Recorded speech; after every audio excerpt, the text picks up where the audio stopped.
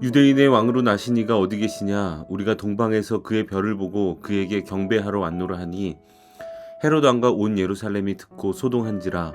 박사들이 왕의 말을 듣고 갈새 동방에서 보던 그 별이 문득 앞서 인도하여 가다가 악이 있는 곳 위에 머물러 서 있는지라. 그들이 별을 보고 매우 크게 기뻐하고 기뻐하더라. 집에 들어가 아기와 그의 어머니 마리아가 함께 있는 것을 보고 엎드려 아기께 경배하고 보배 합을 열어 황금과 유향과 모략을 예물로 드리니라. 아멘. 샬롬. 사랑하는 성도 여러분, 오늘도 기도와 말씀으로 하나님과 동행하시기 바랍니다. 우리가 특세 때 받은 은혜를 잘 기억하면서 하나님께서 우리를 사랑하신다는 것을 늘 간직하고 살아가시기를 바랍니다. 읽은 말씀을 가지고 말씀 앞에 엎드린 사람이라는 제목으로 묵상한 내용 함께 나누겠습니다. 우리는 매주 예배를 드리고 또는 개인 묵상을 하고서는 말씀을 잘 들었다, 말씀이 참 은혜로웠어 라고 종종 이렇게 고백합니다. 당연히 너무 좋은 반응이죠. 그러나 이것은 느낌과 어떤 단편적인 반응에 가깝습니다. 성경은 이런 반응을 긍정하지만 이런 반응 넘어 한 가지 더 깊게 또 중요한 질문을 던집니다. 그것은 그 말씀이 우리에게 다가왔을 때 나는 그 말씀에 어떻게 정말로 반응하고 있는지, 그 말씀 앞에서 나의 삶은 어떻게 반응하고 있는지라는 질문입니다.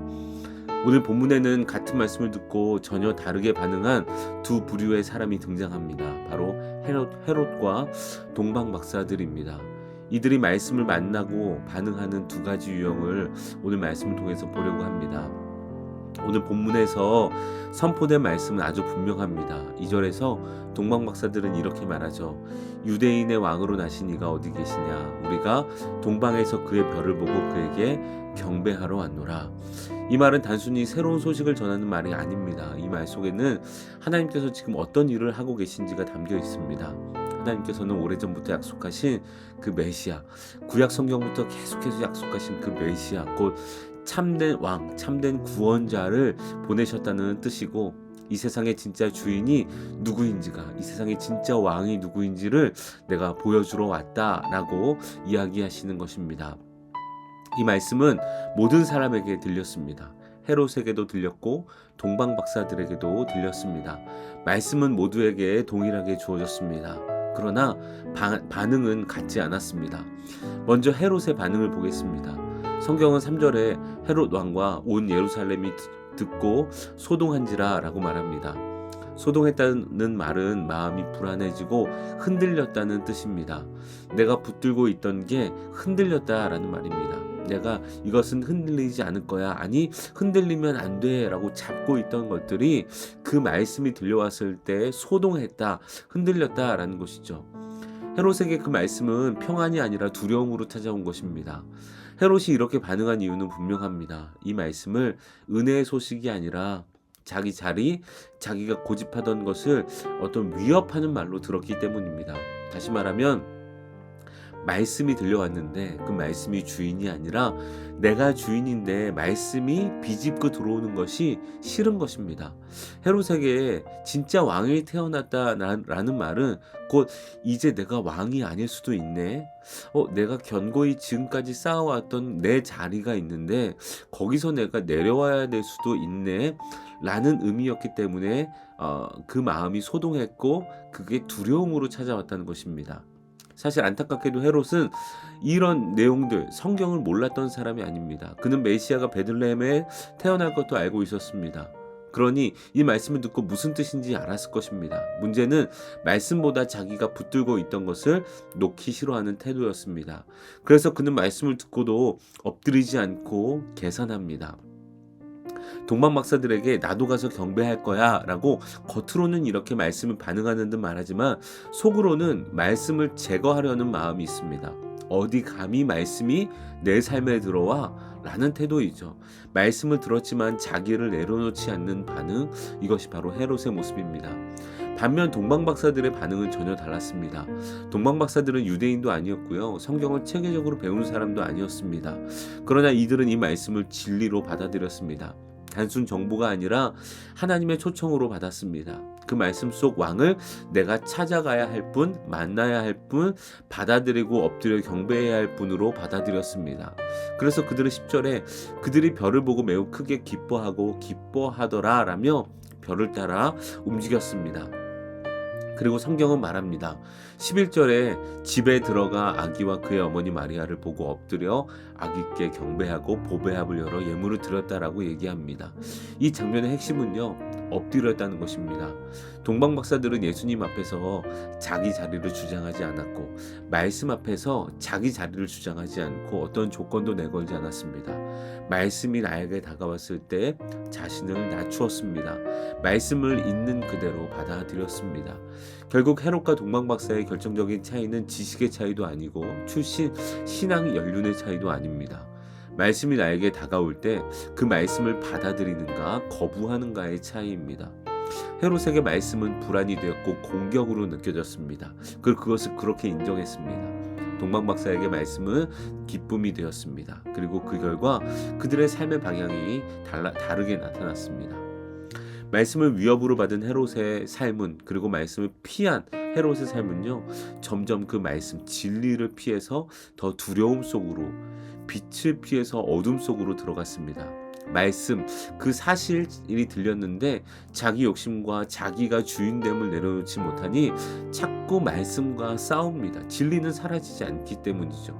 내려놓아야 하는 것은 아는데 그게 계속 싫은 겁니다. 그래서 스스로 불안함과 두려움 속으로 들어가는 어리석은 방향의 삶을 살게 되었습니다. 반면 말씀을 초청으로 받은 동방박사는 기쁨으로 예배하는 자리에 이르렀죠.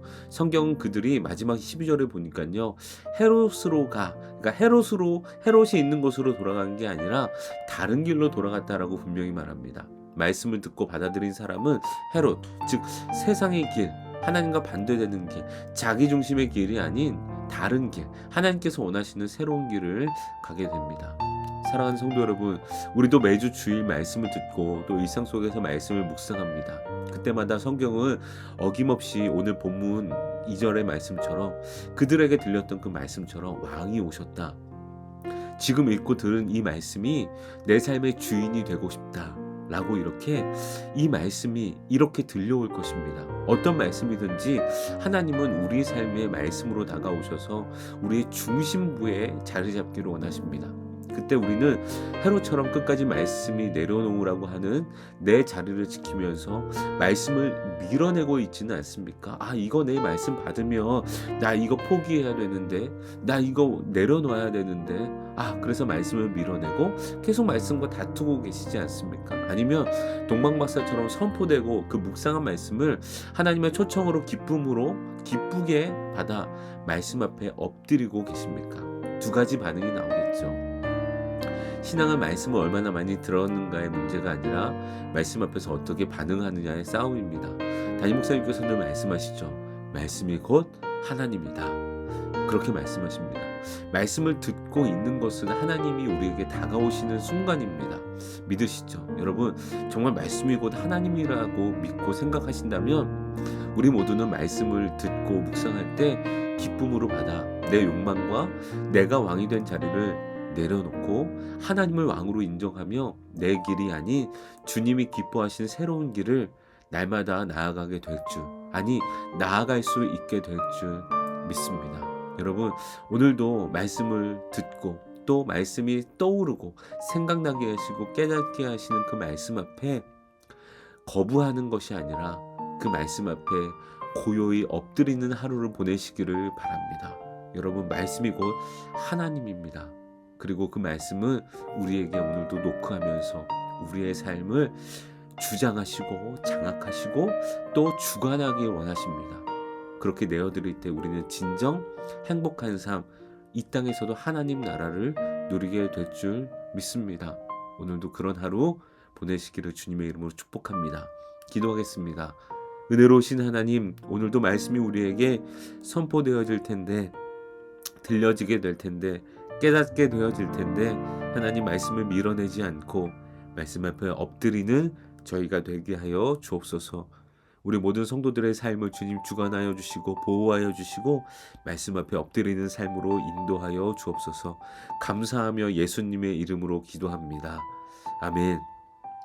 네, 여러분 말씀을 가지고 결단하며 기도하시고 사랑하는 교회와 또 사랑하는 담임 목사님을 위해서도 여러분 꼭 기도하시기 바랍니다. 우리 한 마음으로 기도하겠습니다.